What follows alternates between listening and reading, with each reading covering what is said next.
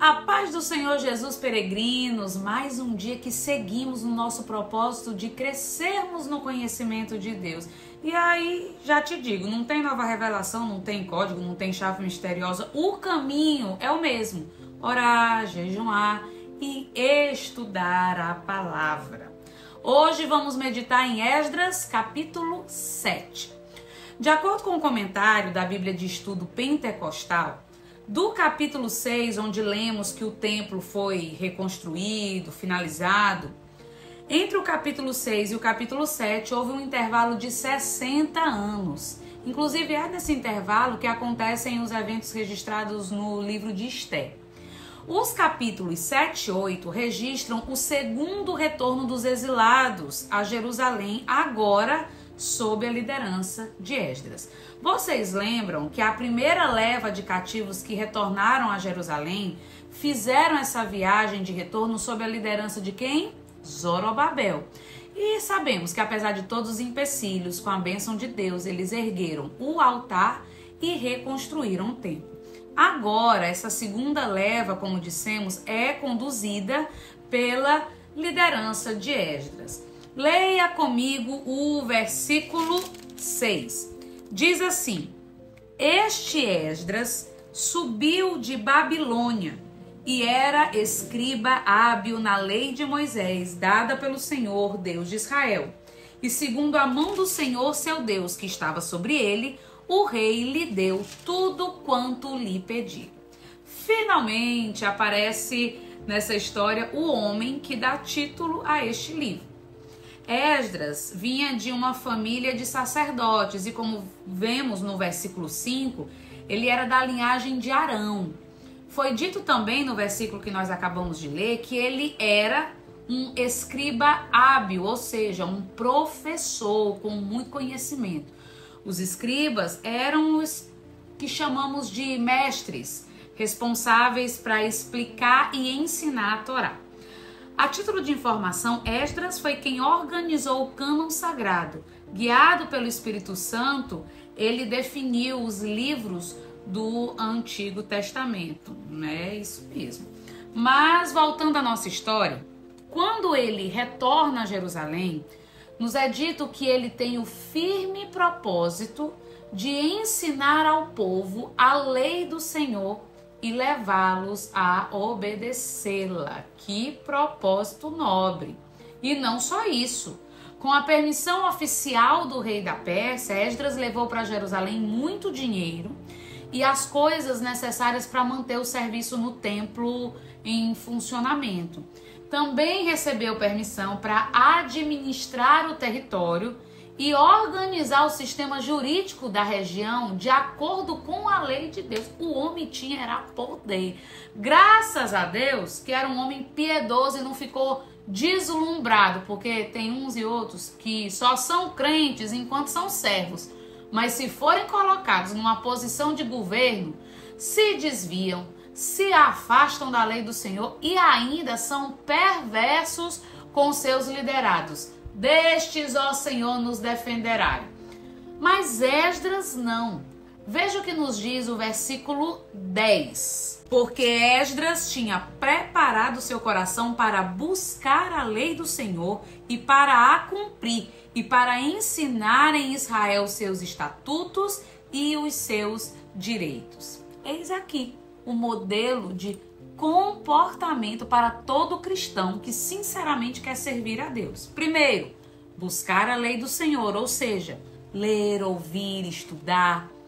Segundo, cumprir esta lei vivendo de acordo com os padrões estabelecidos por Deus. E terceiro, ensinar a palavra de Deus, a fim de que todos os homens cheguem a um pleno conhecimento da verdade e a fim de preservar e promover a verdade, a justiça e a pureza entre o povo de Deus no meio dessa geração incrédula. Eu não sei você, mas eu acho isso lindo e tremendo. Todos nós podemos e devemos desenvolver uma vida piedosa, santificada. É possível sim, mas para isso precisamos estar dispostos de uma forma intencional a aplicar o nosso coração para buscar a lei do Senhor, cumpri-la e também ensiná-la.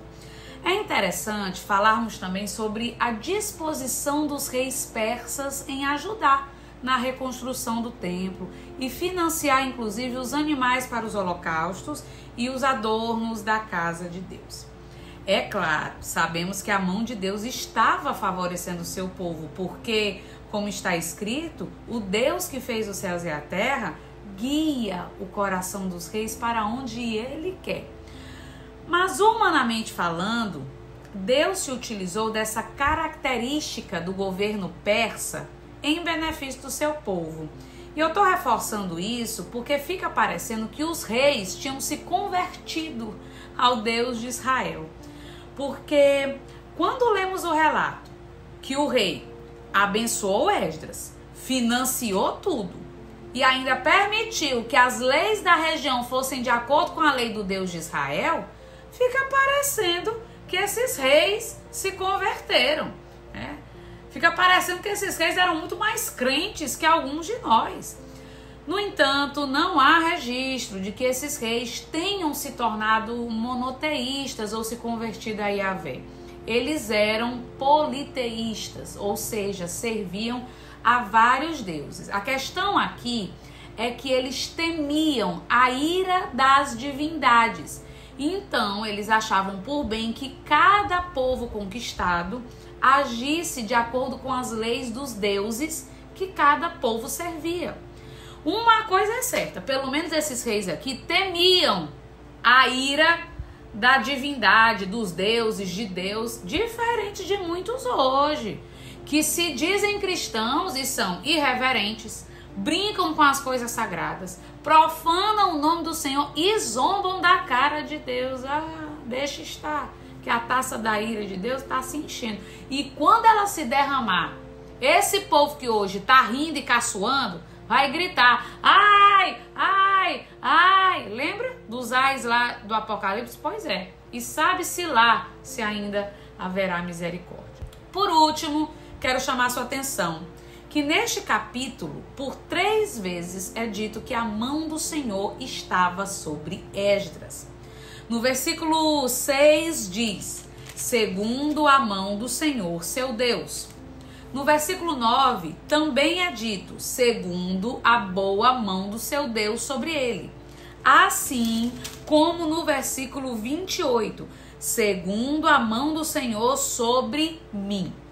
Sabendo que nós estamos falando de um homem piedoso que buscou aprender, cumprir e ensinar a palavra de Deus, nós podemos chegar a uma conclusão. A lealdade a Deus e a sua palavra sempre resultará na bênção e na ajuda do Senhor. É o que Jesus nos diz em João 14, versículo 21. Aquele que tem os meus mandamentos e os guarda, este é o que me ama. E aquele que me ama será amado de meu Pai, e eu o amarei e me manifestarei a ele.